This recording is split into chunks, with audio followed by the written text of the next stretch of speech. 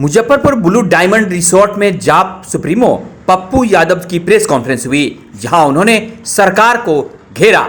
जी हम आपको बता दें कि बिहार में अब समय से चुनाव होना है और ऐसे में सभी विरोधी दल सरकार पर लगातार हमले कर रहे हैं। आइए सुनते हैं क्या कर रहे हैं पप्पू यादव जी। बदलाव की स्थिति में है।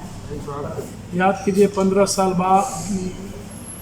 बाद रामविलास जी एक बदलाव को लेकर के निकले थे, तो लोगों ने उसको रिकॉग्नाइज किया था, जिसमें 32-35 सीट लोगों ने रामविलास जी को दिया था। ये अलग बात है कि रामविलास जी ताला चाबी लेकर के गायब हो गए, तो नीतीश कुमार की किस्मत खुल गई। फिर 15 साल के बाद एक बदलाव की बात आई, और जब बदलाव लोग चाहते हैं, चेंज फॉर बिहार चाहते हैं, तो फिर आप गठबंधन किससे करने की उम्मीद रखते हैं?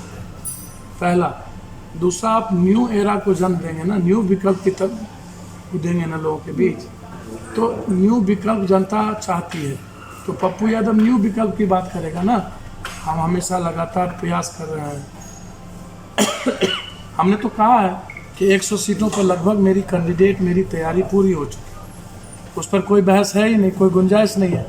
40 सीट लगभग, आप इस बात को समझ लीजिए कि जो 40 सीट है उस पर बूथ कमेटी से लेकर के 40 लाख लगभग सदस्यता, 40 लाख लगभग सदस्यता पूरे बिहार में, 40 सीट की सब कुछ कंप्लीट हो गई। और बिहार को हम विकल्प देंगे। हम 75-80% यूथ को टिकट देंगे, उसी में 30% महिलाओं को, लड़कियों को, बहनों को टिकट देंगे।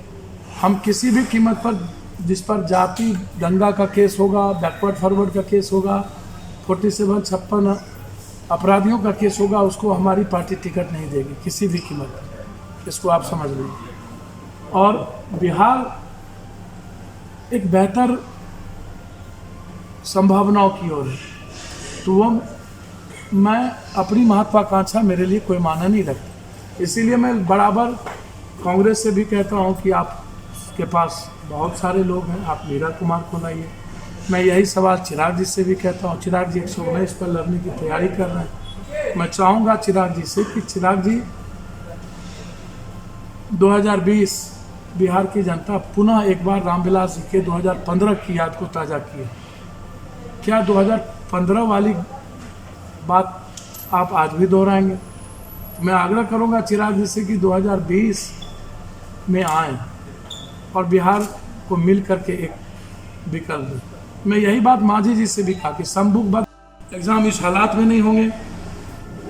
जब केस 1 था तो आप लॉकडाउन करते थे, जब 75,000 केस है बिहार में, तब हम लॉकडाउन और रैली की तैयारी में आप लगे हुए हैं। आप बिहार के नरसंहार करना चाहते हैं नीतीश जी। नरसंहार तो कर दिए, 21 डॉक्टर मार दिया, और आप गुप्ती मारे हुए हैं। आपको आंख में पानी तक नहीं है। 21 डॉक्टर को मारने के बाद 7,500 8,000 संक्रमित बीमारी हो, लोगों को संक्रमित हो चुके हैं पदाधिकारी। पूरा डरा हुआ, सहमा हुआ बिहार। क्यों चुनाव की बार बार बात आती है? स्कूल बंद, सब कुछ बंद। जब आप नोटिफिकेशन लाए ही नहीं है कोरोना वायरस और कोविड-19 को, जो नोटिफिकेशन लाए थे न्यू कैबिनेट डिसीजन लेके, तो फिर चुनाव की प्रक्रिया कैसे होगी? पहले आप नया नोटिफिकेशन तो लाइए। और उस हालात में बिहार है नहीं, और उस हालात में देश नहीं है कि एग्जाम आप दिलाएंगे। जब स्कूल, हॉस्टल, मॉल बंद किए हुए, तो एग्जाम किस पर्पस में दिलाएंगे भैया? ये माफियाओं के, एजुकेशन माफिया और कोचिंग माफिया से पैसा लेकर के आप बच्चों को जान मारना चाहते हैं। ये सारा पैसा मंत्री से लेकर पदाधिकारी ऊपर से नीचे तक पहुंच गया है। तो अब कोचिंग माफिया तय करेगा मेरे लड़के और बच्चे के भविष्य को। यह सीधा है। इसीलिए बहुत क्लियर है, आप इसको समझ लीजिए। मैं माफिया, अपराधी और ये नवरत्न जो पदाधिकारी लोग हैं, जो लूटने का काम, 60 घोटाले, और बिहार दुनिया के अंतिम पायदान पर, अपराध, बलात्कार और बीमारी में, अशिक्षा में सबसे ऊंचे। और नीतीश कुमार से सीधा सवाल है, जो मजदूर आए वो तो 6-6 महीने का पैसा दे करके प्लेन का टिकट से जा रहे हैं, लौट करके बाहर लोग ले जा रहे हैं, क्योंकि उसकी बीवी बाल बच्चे को आपने जिंदा मारने की तैयारी कर ली। तो नीतीश कुमार से एक काम तो संभालता नहीं है, ये आवाज़ करते रहते हैं।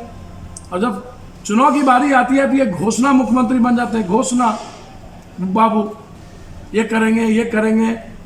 जब आपका बजट ही 2 लाख कुछ करोड़ का है तो आप और पैसा लाएंगे कहाँ से? आप तो ये बता नहीं रहे हैं। और आप अलाउद्दीन के चिराग हैं क्या? आप आ रहे हैं, आप घोषणा करते जा रहे हैं। पप्पू यादव की संभावना अनंत है।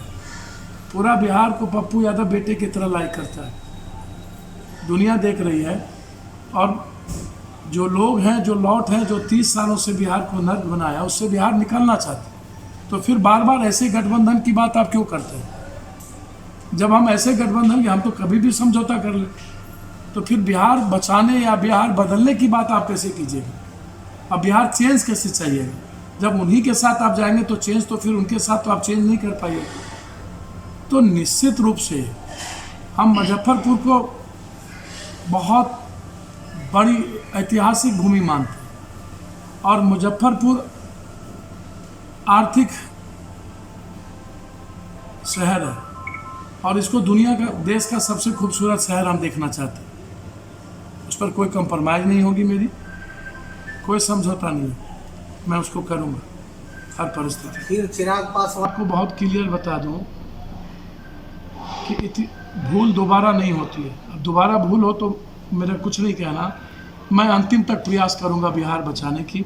मेरी जिम्मेदारी में बिहार और बिहारी प्रथम है।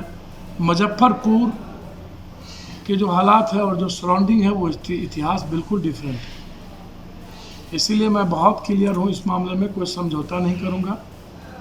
बिहार में जो जातीय, धार्मिक, मजहबी और 47 वाले लोगों को जो माफियाओं को टिकट देने की जो परंपरा लगातार चालू है और माफिया ही तय करेगा, तो मैं इस बार माफियाओं को, अपराधियों को, 47 वालों को चैलेंज करूंगा आम आदमी से।